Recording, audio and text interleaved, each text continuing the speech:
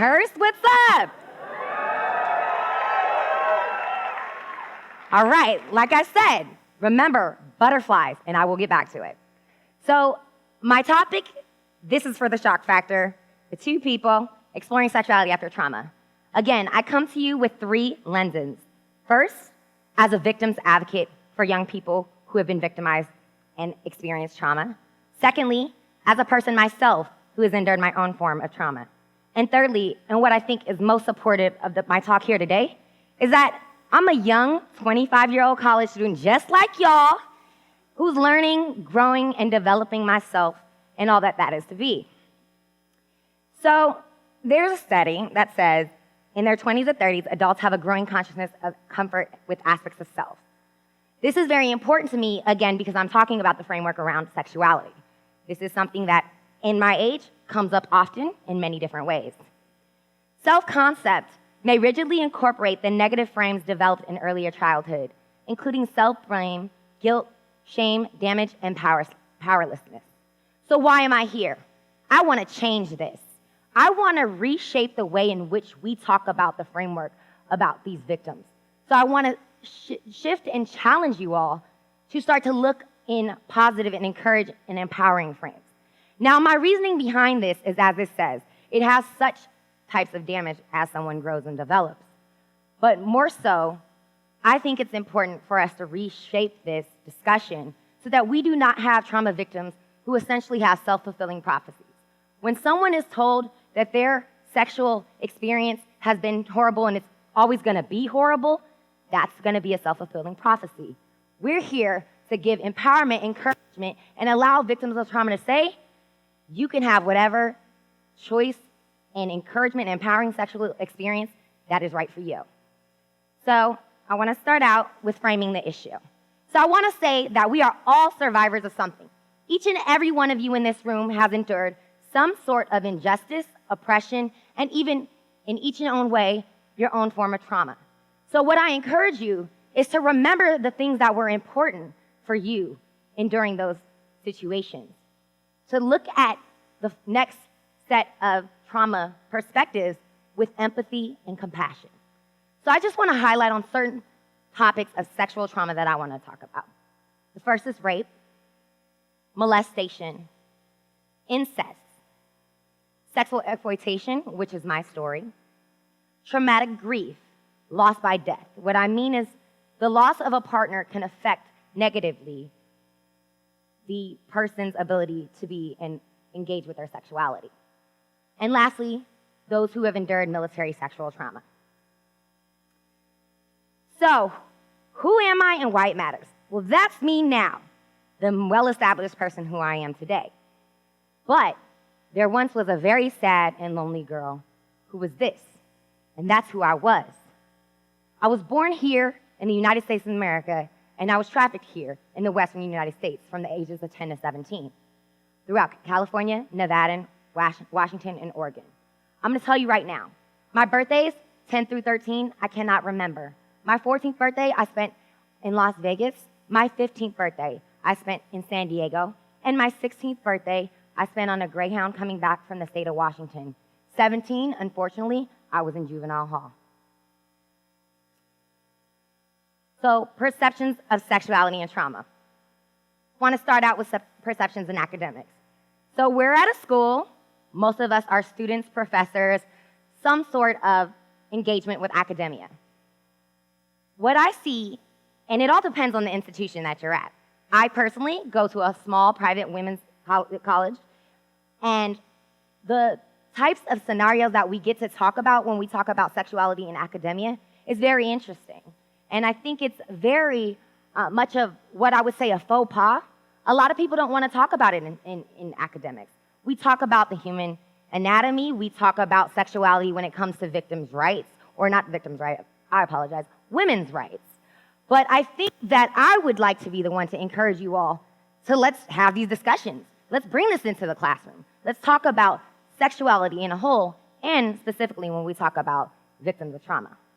Next, I'm going to talk about perceptions in media, and I'm going to talk about perceptions in American culture.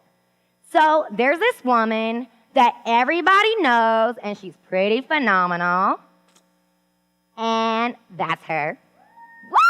Woo! Go Beyonce, well established. So I just want to say that I am not here to stand any position. The only position I'm here to stand for is to look at this framework with encouragement and empowerment and support in allowing other people to endure a positive experience in their sexuality. So why did I bring this picture of Beyonce? Well, Beyonce is a established woman in her career, and this picture really struck me because Beyonce, and again, I'm not here to stand for what she stands and what she doesn't, but from my understanding is that people view her with a lens as a feminist. And so she is supported and empowered when she wears something such as this on the cover of a magazine. But for me, when I decide to wear something like this, I am somewhat questioned about, are you sure you want to wear that? Should you post that picture on Facebook? And for me, I think that I challenge everyone to think about, why is it that someone who has always had acceptance about her body so embraced? But for me, when I want to wear something as simple as this, and trust me, I'm at the beach or at the pool, nothing too she, but when I want to wear something like this, it's not as supported, but it's always questioned. So what I'm challenging is that for us to understand that young people or even anyone who's endured some type of trauma in regards to sexuality once and may have been through a position in which their body was not for them, where their body was used for other people. You know, all of those sexual tendencies or violence that I talked about are examples of that. But for me, what I hope is that we can shift this, that instead we can be empowering to victims, because you know what happened? Somebody exploited my body. But right now, I got the opportunity to embrace it. So that's what we're trying to do.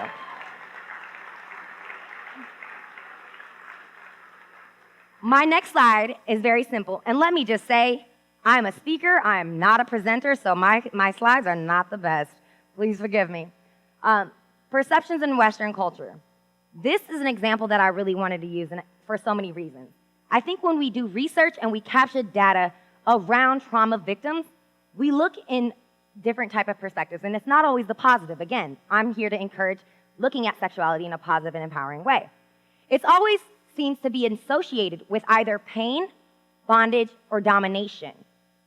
And I just believe that we could do better at capturing research and data in finding out how many victims of trauma are embracing their sexuality, are encouraged by their sexuality, are able to share with other people their transformation of the sexuality, in which what used to be a hindrance, a sad thing, an exploitive situation. We need to be able to look at these issues with a positive framework. So, impositions versus choice, AKA re-victimization versus reclamation. So everybody remember what I said at first, right? Butterflies! All right. Well, T, I love butterflies. And it's not just because they're a cute, pretty little insect, but it's actually because of what they stand for. They stand for metamorphosis. They stand for change. They stand for transformation. Now, if I've learned nothing else in my life, I learned this. We only have one life. So it cannot be replaced. It is up to us to take experiences that were once negative and shameful and hurtful to make them positive, transformational, and empowering. So I'm going to use a personal example, and I'm going to tell you, I'm going to have 3 groups of people. First group of people are going to say, I don't understand why this is relevant. She's going way off track. There's nothing educational here to talk about. The next group is going to say, oh, no, she didn't. She went way too far with that one. And there's the last group, which is who I'm hoping to not only touch, but that I'm hoping to make you all are my right on brothers and sisters. Those who understand that in order to make change, real life scenarios need to be explained. And that is essentially what I'm hoping to do. So my next topic is very, very simple. I'm sorry, I'm very nervous because this is the first time I've said this experience in such a large group. During my victimization, I endured a level of choking. which was put onto me to infiltrate fear, domination, and to somewhat control me. At that time in my life, that was something that was very scary. It was something that was not empowering. It was something that I did not want to occur. But can we all take a breath? Can I get some breathers in here? All right, well, what I'm trying to say is with taking that breath is that there's also a thing called breath play. This is something that I will say as a 25-year-old woman in my sexuality that I enjoy. The reason why I am talking about this is to understand that how some people look at that, and you see the difference in the analogy. I use choking with my trauma, but I use breath play in talking about my sexuality now. The difference is that now I actually trust someone. The difference is now that the breath is used just as the therapeutic breath is used to re-energize and reinvigorate my body. And it's ultimately about, again, the ability to develop and grow within my sexuality and find what is best for me. So, where should we be? What do we want to do with all of this information? Well, we have to comprehend trauma separate from individuals. One thing that's certain is that if people don't support victims of trauma, specifically sexual trauma, with embracing their sexuality, you are inherently making us all one. We have to define the difference between the person and who they are separate from that of their trauma. A real-life example of that is that we have to understand that those victims who have been and endured through certain levels of trauma, who choose and have the right fully to choose their sexual orientation, that should be respected as such. It should not be looked at as a scar from the past trauma. We have to understand that this infiltrates in all aspects of trauma healing. When we talk about well-informed services, when we talk about trauma-informed services, when we talk about aftercare services, when we talk about policies for trauma victims, we have to incorporate a positive, encouraging, and uplifting discussion around sexuality. Again, it's about the way in which things are framed. We don't want no more self-fulfilling negative prophecies. We want people who have endured trauma to be able to reclaim their life, their body, and make it for them. We also, and like I said, there's those three groups of people. There's going to be those naysayers, there's going to be people who don't find this relevant, and there's going to be people who think that this is the right on. I totally am for all of you. Whether you like what I've got to say, whether you hate what I have to say, ultimately it's to spark the discussion. Again, I hold no position, but my position is only to fuel these conversations in various silos.